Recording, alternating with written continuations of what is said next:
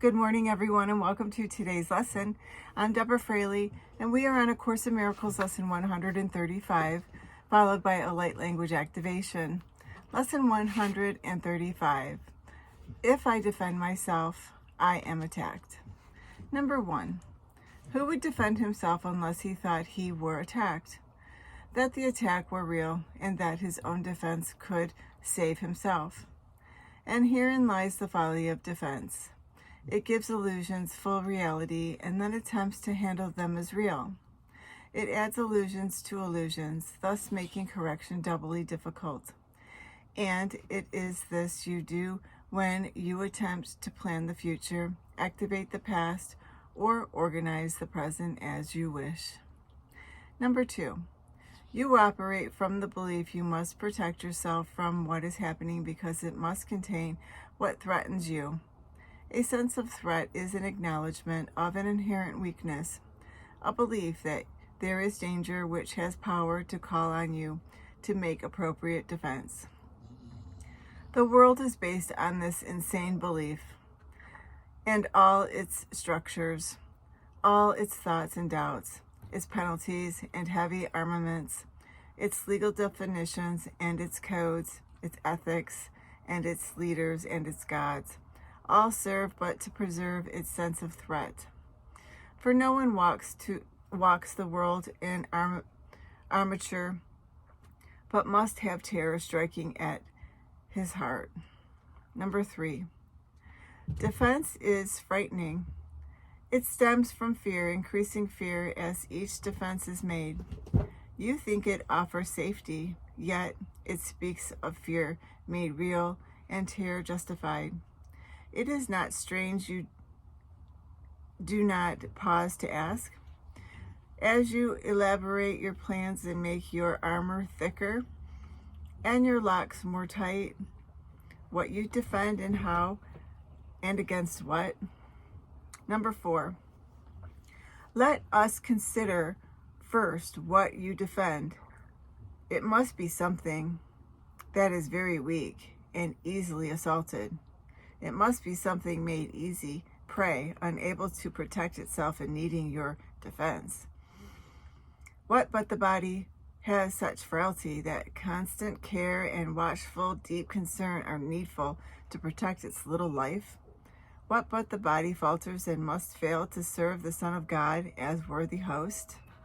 Number 5. Yet it is not the body that can fear nor be a thing of fear. It has no needs but those which you assign it. It needs no complicated structures of defense, no health-inducing medicine, no care and no concern at all. Defend its life or give its gifts to make it beautiful, or walls to make it safe. And you but say your home is open to the thief of time, corruptible and crumbling, or unsafe. It must be guarded with your very life. Number 6. Is not this picture fearful? Can you be at peace with such a concept of your home? Yet, what endowed the body with the right to serve you thus except your own belief? It is your mind which gave the body all the functions that you see in it, and set its value far beyond a little pile of dust and water. Who would make defense of something that he recognized as this? Number 7. The body is in need of no defense. This cannot be too often emphasized. It will be strong and healthy if the mind does not abuse it by assigning it no roles it cannot fill, to purposes beyond its scope, and to exalt aims which it cannot accomplish. Such attempts, ridiculous yet deeply cherished, are the sources for the many mad attacks you make upon it. For it seems to fail your hopes, your needs, your values, and your dreams. Number 8. The self that needs protection is not real. The body, valueless and hardly worth the least defense, need merely be perceived as quite apart from you, and it becomes a healthy serviceable instrument through which the mind can operate until its usefulness is over. Who would want to keep it when its usefulness is done? Number 9. Defend the body, and you have attacked your mind. For you have seen in it the faults, the weaknesses, the limits, and the lacks from which you think the body must be saved. You will not see the mind as separate from the bodily conditions, and you will impose upon the body all the pain that comes from the conception of the mind as limited and fragile, and apart from other minds and separate from its source. Number 10. These are the thoughts in need of healing, and the body will respond with health when they have been corrected and replaced with truth. This is the body's only real defense. Yet, this is where you look for its defenses. You offer it protection of a kind from which it gains no benefit at all, but merely adds to your distress of mind. You do not heal, but merely take away the hope of healing, for you fail to see where hope must lie, if it be meaningful. Number 11. A healed mind does not plan. It carries out the plans that it receives through listening to wisdom that is not its own. It waits until it has been taught what should be done and then proceeds to do it. It does not depend upon itself for anything except its adequacy to fulfill the plans assigned to it. It is secure in certainty that obstacles cannot impede its progress to accomplishment of any goal that serves the greater plan established for the good of everyone. Number 12. A healed mind is relieved of the belief that it must plan, although it cannot know the outcome which is best, the means by which it is achieved, nor how to recognize the problem that the plan is made to solve.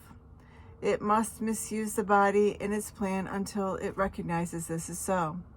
But when it has accepted this is as true, then it is healed and lets the body go.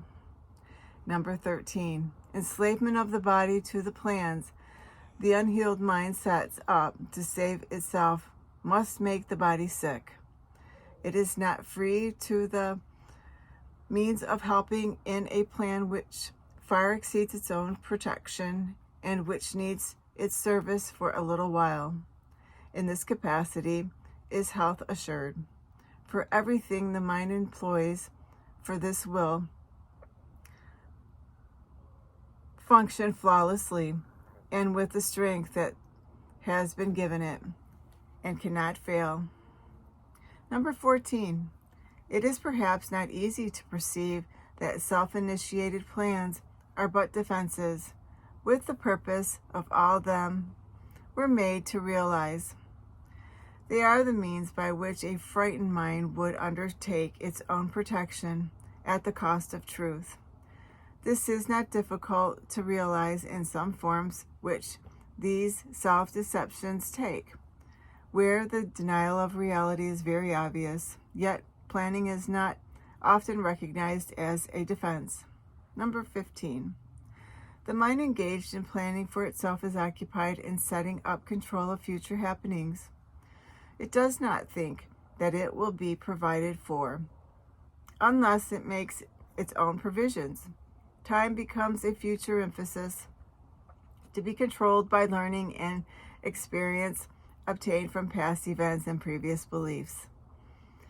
It overlooks the present, for it rests on the idea the past has taught enough to let the mind direct its future course. Number 16. The mind that plans is thus refusing to allow for change. what it has learned before it becomes the basis for its future goals. Its experience directs its choice of what will happen, and it does not see that here and now is everything it needs to guarantee a future quite unlike the past, without a continuity of any old ideas and sick beliefs. Anticipation plays no part at all, for present confidence directs the way. Number 17. Defenses are the plans you undertake to make against the truth. Their aim is to select what you approve and disregard what you consider incompatible with your beliefs of your reality. Yet what remains is meaningless indeed, for it is your reality that is the threat, which your defenses would attack, obscure, and take apart and crucify. Number 18. What would you not accept if you but knew that everything that happens, all events, past, present, and to come, are gently planned by the one whose only purpose is your good? Perhaps you have misunderstood his plan, for he would never offer pain to you. But your defenses did not let you see his loving blessing shine in every step you ever took. For while you made plans for death, he led you gently to eternal life. Number 19. Your present trust in him is the defense that promises a future undisturbed, without a trace of sorrow, with joy that constantly increases as this life becomes a holy instant set in time, but heeding only immortality. Let no defenses but your present trust direct the future, and this life becomes a meaningful encounter with the truth that only your defenses would conceal. Number 20. Without defenses, you become a light which heaven gratefully acknowledges to be its own, and it will lead you on in ways appointed for your happiness according to the ancient plan begun when time was born. Your followers will join your light with yours, and it will be increased until the world is lighted up with joy, and gladly will our brothers lay aside their cumbersome defenses, which availed them nothing and could only terrify. 21. We will anticipate that time today with present confidence, for this is part of what was planned for us. We will be sure that everything we need is given for us. Our accomplishment of this today, we make no plans for how it will be done, but realize that our defenselessness is all that is required for the truth to dawn upon our minds with certainty. 22. For 15 minutes twice today, we rest from senseless planning and from every thought that blocks the truth from entering our minds. Today we will receive instead of plan, that we may give instead of organize, and we are given truly as we say. If I defend myself, I am attacked, but in defenselessness I will be strong, and I will learn what my defenses hide. Number 23, nothing but that. If there are plans to make, you will be told of them. They may not be the plans you thought were needed, nor indeed the answer to the problems which you thought confronted you, but they are answers to the other kind of question which remains unanswered, yet indeed in need of answering until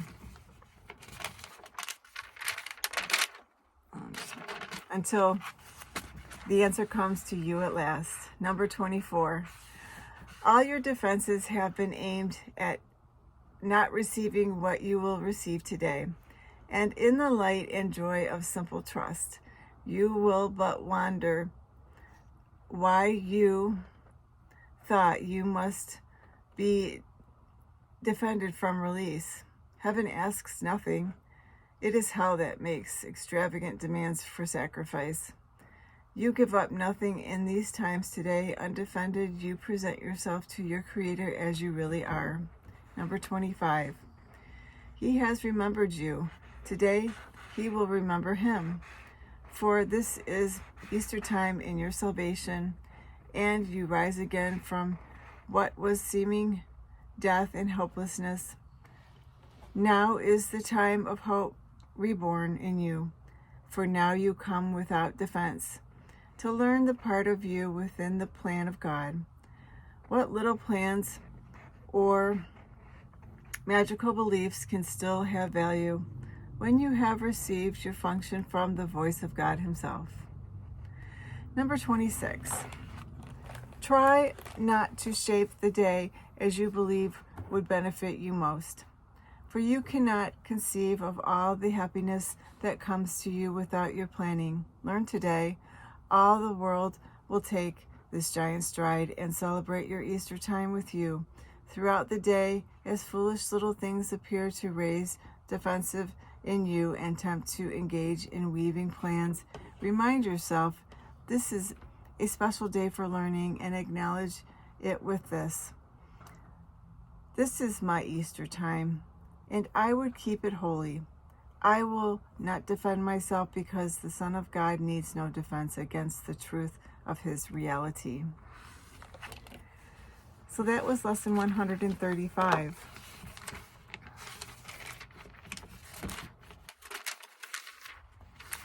If I defend myself, I am attacked. I'm now going to channel the light language activation for today's lesson.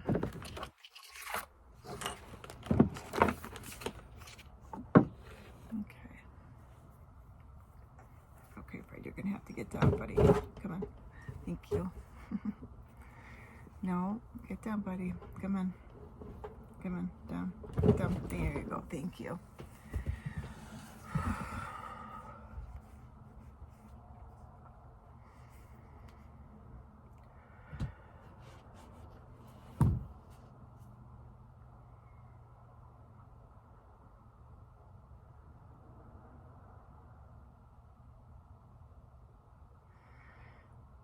Ito oko wa iti, oko titi toko wa titi, iti toko wa titi, oko wa iti, oto toko wa titi, iri ko tutu oko wa titi, uete oti oko wa iti, uete oko wa I, o ete ko wa I. Oae, to go ai, to go ai, to go ai,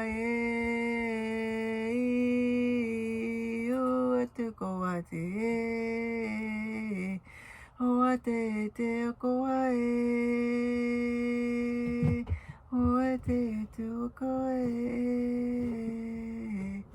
o te go to go te go te kitty, o quati to go to go quati. Oh, te go te